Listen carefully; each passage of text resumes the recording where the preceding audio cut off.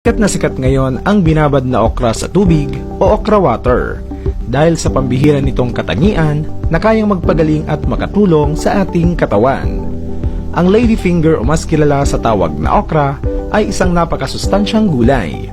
Maraming mga tao ang inaayawan ng gulay na ito dahil sa pakiramdam ng pagkain, dahil madulas at malapot na katas nito na tinatawag na mucilage.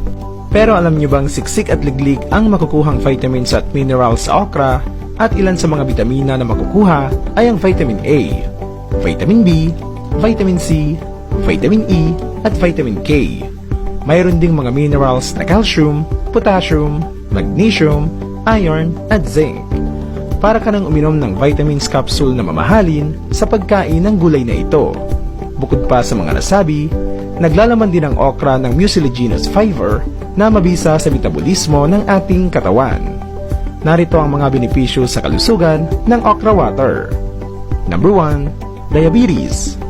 Sa mga hindi pa nakakaalam, madalas na nire-reseta ang okra water sa may mga diabetes dahil ang okra ay may mga insulin properties na tumutulong upang mabawasan ang sugar level sa dugo. Batay sa report, ang mga nutrisyong ito na taglay ng okra ay malaki ang maitutulong sa mga may diabetes. Ang isang diabetic ay nangangailangan ng soluble fiber para ma-stabilize ang glucose o blood sugar nila. Number 2. Pampababa ng blood pressure. Dahil nagtataglay ang okra ng potassium, makakatulong ito upang makontrol ang ating blood pressure. Number 3. Pampababa ng cholesterol level. Ang okra ay mayaman sa fiber at mucilage na makakatulong upang mapababa ang cholesterol level. Ang mataas na cholesterol ay maaaring magbara sa mga daluyan ng dugo na magre-resulta ng stroke at heart attack. Number 4. Panlaban sa cancer. Mayaman sa antioxidants ang okra na lumalaban sa mga free radicals na maaaring pagmula ng sakit na cancer. Number 5. Kidney problem. Ayon sa mga pag-aaral, ang regular na pagkonsumo ng okra ay maaaring makatulong na maiwasan ang sakit at pinsala sa kidney. 50% ng sakit sa kidney ay dulot ng diabetes. Ang pagkain ng okra ay nakapag-normalize ng blood sugar na isang dahilan upang maiwasang mapinsala ang kidney ng isang diabetic. Number 6. Tumutulong sa malusog na colon. Ang okra ay mayaman sa dietary fiber na kailangan upang magkaroon ng malusog na colon at maayos na panunaw.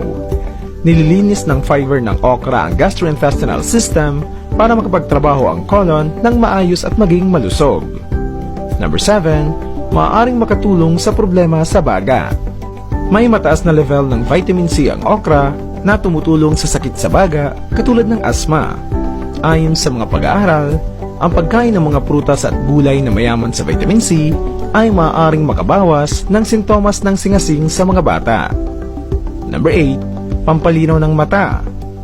Makakatulong ito sa kalusugan ng mata dahil nagtataglay ang okra ng vitamin A, lutein at beta-carotene na kailangan upang makaiwas sa paglabo ng mga mata. Number 9. Panlaban sa stress.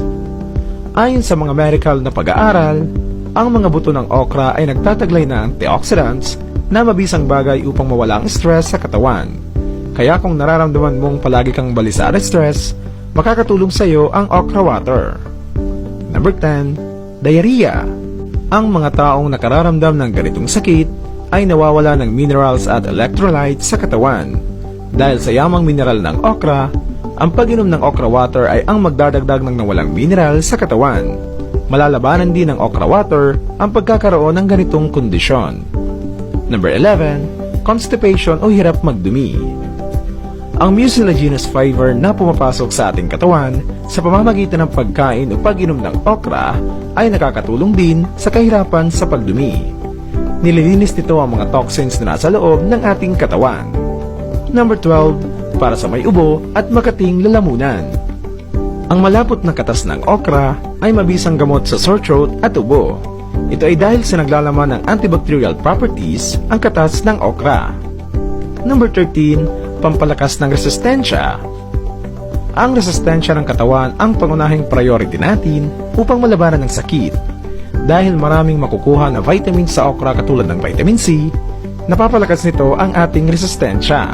Kasama na rin ang antioxidants na nakakatulong din sa immune system ng ating katawan. Number 14, pampaganda ng balat. Ang pag-inom ng okra water ay sadyang maraming naitutulong. Bukod sa resistensya, pwede rin itong pampaganda ng balat. Dahil sa mga antioxidants na nakukuha sa okra, nililinis ang dugo na dumadaloy sa ating katawan. Sa pamamagitan nito, naiiwasan ang pagkakaroon ng tigiyawat. Number 15, nagtataguyod ng malusog at maayos na pagbubuntis. Ang okra ay mayroong vitamin B na nakakatulong sa pagmintina at paggawa ng mga bagong cells katulad ng folate na isang mahalagang aspeto sa maayos, ligtas at malusog na pagbubuntis ng ina. Ang mga bitamina sa okra ay tumutulong upang maiwasan ang mga depekto ng mga sanggol habang ito ay pinagbubuntis at tumutulong sa sanggol na lumaki ng malusog at malakas. Upang makuha ang mga nutrisyon na ito, kailangan lamang gumawa ng okra water upang labis na ma-intake ang lahat ng nasabing bitamina at mineral. Una, dapat ay mayroon kang 3 hanggang 5 pirasong okra, mas magandang fresh o bagong pitas. Hugasan at hiwain ang okra ng pira-piraso. Pangalawa, maglagay ng tubig sa isang water container o kaya ay baso at ilagay ang hiniwang mga okra. Pangatlo, ibabad ang okra ng buong gabi. Pang-apat, pagising sa umaga, alisin ang okra at inumin ang okra water. Gawin ito araw-araw, lalong-lalo na sa mga taong may diabetes. Isulong po natin ang kahalagahan ng herbal at natural medicine. Ingatan po natin ang ating mga sarili.